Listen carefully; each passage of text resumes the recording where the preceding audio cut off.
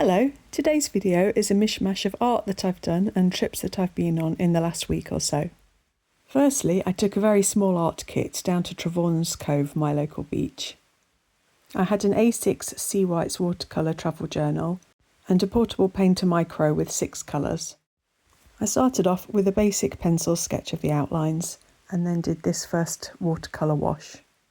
Whilst I don't mind mixing my own colours, I think I do prefer to have my bigger palette with me that's got 20 colours in it. I finished off the watercolour layer and I had intended to add coloured pencil over the top. But that didn't end up happening because I went for a swim and read my book instead. I don't know if you can see in the video, but there's actually sand stuck in the watercolour. It's quite a rough and ready painting, but I did enjoy doing it. Next up, I did something completely different for me, which is a portrait. I don't know why I had the urge to try doing one, but I went on Pinterest and found a picture. It was a very stylised painting by the artist Sandrine Pellissier. I'm not sure what her original mediums were, but I used charcoal pencil and I then went in with black watercolour paint. I hardly ever use black paint, and this was really fun to do. I used my Pith Oroblanco sketchbook for this, which isn't really designed for wet mediums very well, but it was fine for this. The original painting is quite dramatic looking and almost a bit scary, but I still really enjoyed copying it.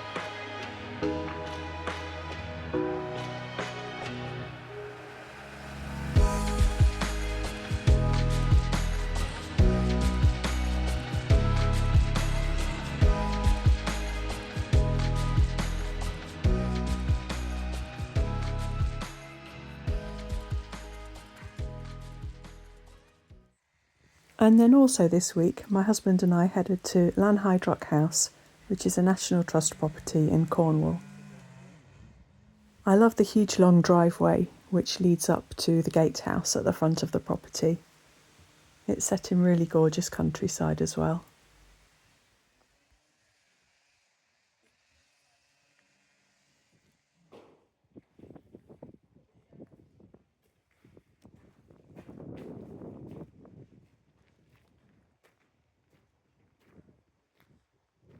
The gardens are beautifully manicured, and I almost felt like I was in some kind of giant chess set. The house was built in the 1620s and was in the Robarts family for over 300 years. Parts of the house are being renovated at the moment, so there were books and furniture and paintings all over the place.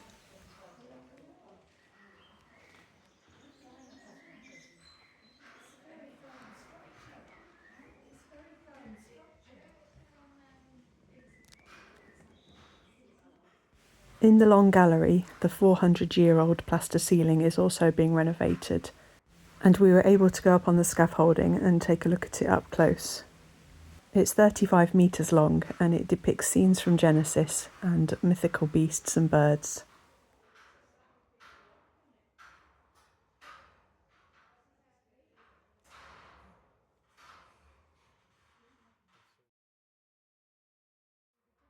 This wonderful wooden carving runs the entire perimeter of the room as well.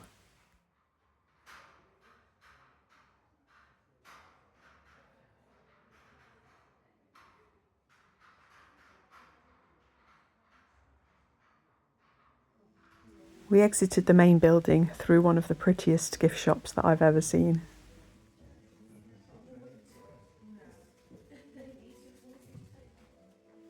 A couple of gorgeous cards with work from the artist Mark Hurld on them.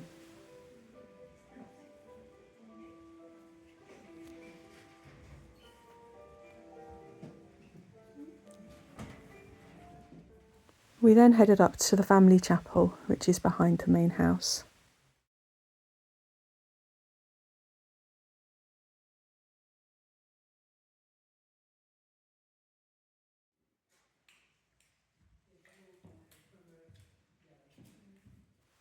One of my favourite parts of the church were these lovely rustic carvings in the ceiling of the porch.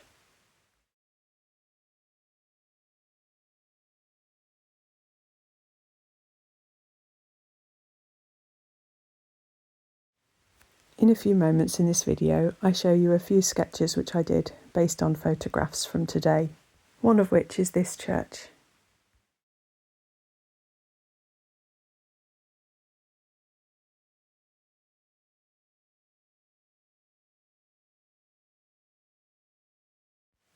I really like this round hedged garden and just how immaculately all the grounds are kept.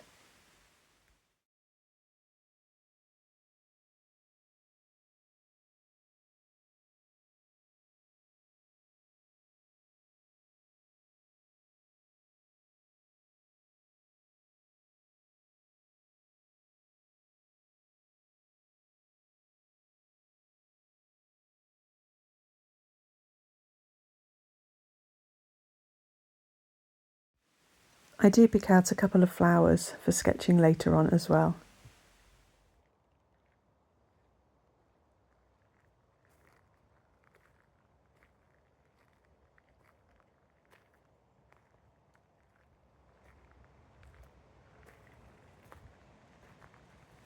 I'm wondering if this was the entranceway to an old ice house.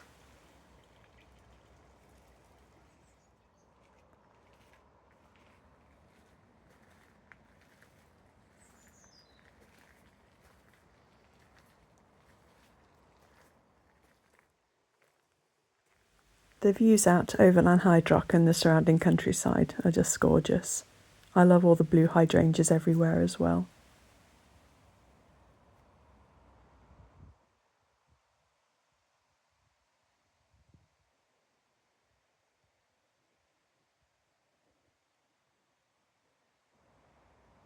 And there's my husband waiting patiently for me because I'm always stopping erratically to take photos and things.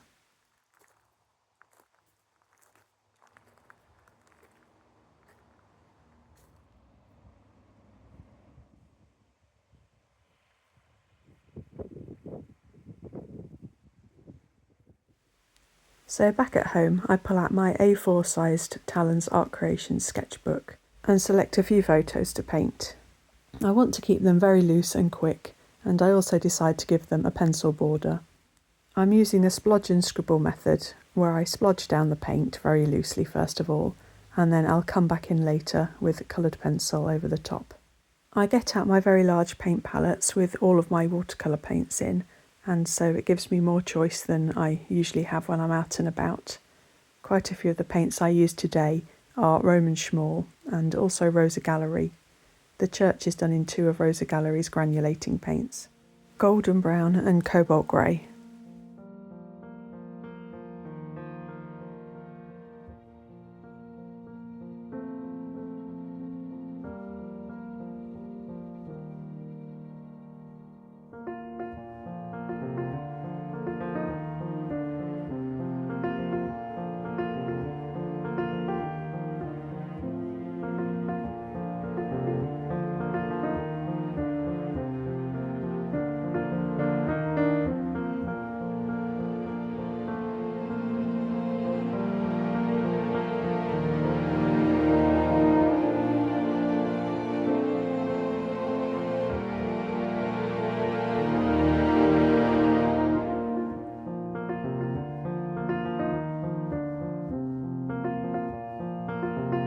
So you can see I'm keeping the splodge layers pretty basic, and I decide to do all of the splodge layers before I move on to the pencil.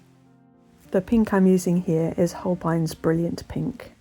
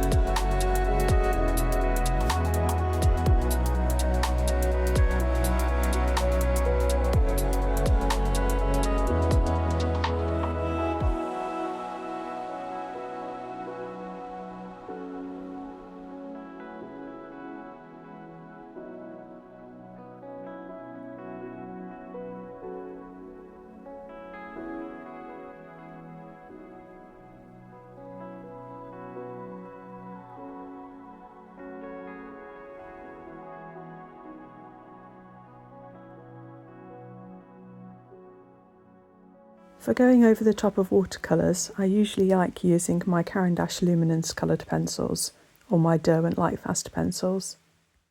But this time I thought I'd mix it up a bit by using my Faber-Castell Polychromos pencils. The Luminance, which are probably my favourites, are very soft and they go over the top of watercolours nicely, and the lighter ones are also quite good over darker paints, but I struggled more with the Polychromos. They have much firmer leads and are more suited to detailed work, plus they don't have as good dark green selection. I also used some Caran d'Ache Neocolor 2 crayons, which I especially needed to use over the darker colours, like for these leaves here. The Polychromos pencils definitely have their place, but I think for this loose kind of sketching I do prefer the Luminance. Well, I hope you enjoyed this video anyway, and seeing a little bit more of Cornwall. Thanks ever so much for watching. Bye!